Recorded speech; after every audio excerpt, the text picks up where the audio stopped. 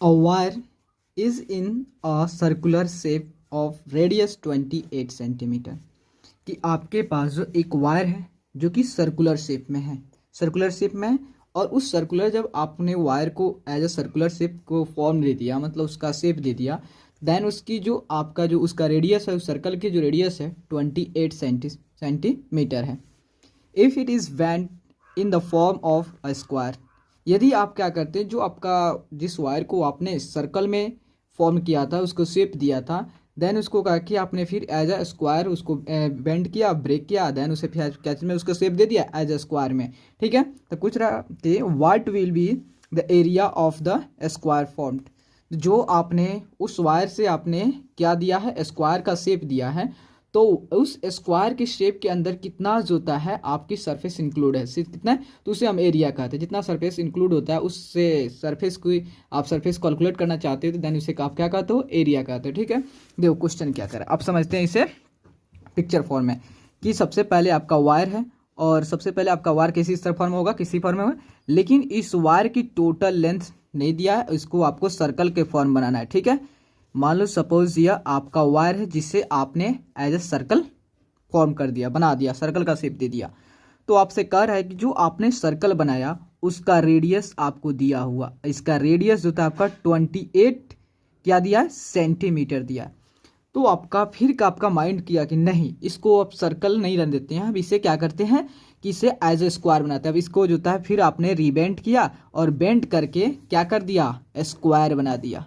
ठीक है, स्क्वायर बना, जो सेम वायर थी, जो वायर इसमें यूज हुआ है आपका टू फॉर्म अ सर्कल, मतलब सर्कल बनाने में जो आपको वायर लगी है जिसकी रेडियस, आपकी रेडियस है 28 सेंटीमीटर। ठीक है, देन उसी वायर को आपको क्या बनानी है, पे आपको स्क्वायर बनाना है। ठीक है, तो स्क्वायर बनाना, तो आपसे पूछ रहा है जो स्क्वायर बना है, जिसकी स्क्वायर किसे कहते हैं, जिसकी ऑल साइड्स आर इक्वल है, जिसकी सभी साइड जो होता है इक्वल होता है। ठीक है, तो कह रहा है कि जो इस जो स्क्वायर के अंदर जो सरफेस इंक्लूड है आपका, यही ना सरफेस इंक्लूड है, इसी को आप एरिया कहते हो। ठीक है, तो वहीं आपको क्या निकालना, एरिया निकालना है।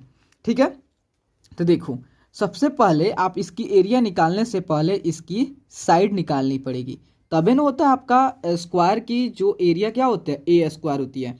ओके, देन ए स्क्वायर होता है, तो सबसे पहले इसकी साइड निकालना पड़ेगा। अब एक और बात सोचो कि अगर जितना बड़ा वायर है, वायर की जो तो लेंथ तो सेम होगी, जितना भी बड़ा वायर होगा जो कि आपने रेडियस फॉर्म किया, जिसका आपने जो सर्कल फॉर्म किया जिसका रेडियस होता है 28 सेंटीमीटर थी। ठीक है, तो उस वायर की जो टोटल लेंथ आपने लगाया, वही वायर जो था आपने स्क्वायर फॉर्म किया, मतलब जितना बड़ा वायर से आपने सर्कल फॉर्म किया जिसका रेडियस आपका 28 था, उसी वायर से आपने स्क्वायर फॉर्म किया। ठीक है, आपने क्या करें, मतलब कहने का मतलब है कि जिसका टोटल लेंथ तो सेम है, मीन्स उसको सर्कल सर्कल केस में उसे क्या कहते हैं, सरकमफ्रेंस कहते हैं।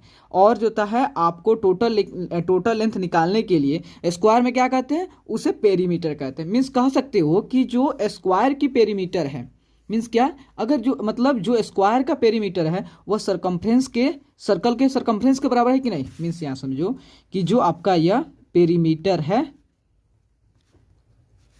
Perimeter of square. ठीक है, समझना कि मतलब जो स्क्वायर है उसको टोटल लेंथ को ऐड करते हो उसे पेरीमीटर बोलते हो। ठीक है, उसी तरह जो सर्कल सरकमफ्रेंस ऑफ सर्कल। ठीक है, तो आपका पेरीमीटर ऑफ सर्कल का फॉर्मूला क्या होता है, आपका 4 × या ए लिख दो, काहे की ऑल आपने ए लिखा है, तो 4 × ए। एंड सरकमफ्रेंस की सर्कल क्या होती है, सर्कल की सरकमफ्रेंस क्या होती है आपका 2πr होता है। ठीक है, तो आपका 4 × ए एंड 2, और पाई के बदले कितना लिख सकते हैं, 22/7, एंड ए आर इस दिया आपका 28 दिया है, किसका, इस जो रेडियस की सर्कल। ठीक है, 28 दिया है, तो आपका 7 से कट जाएगा, 7 चौका 28 हो गया।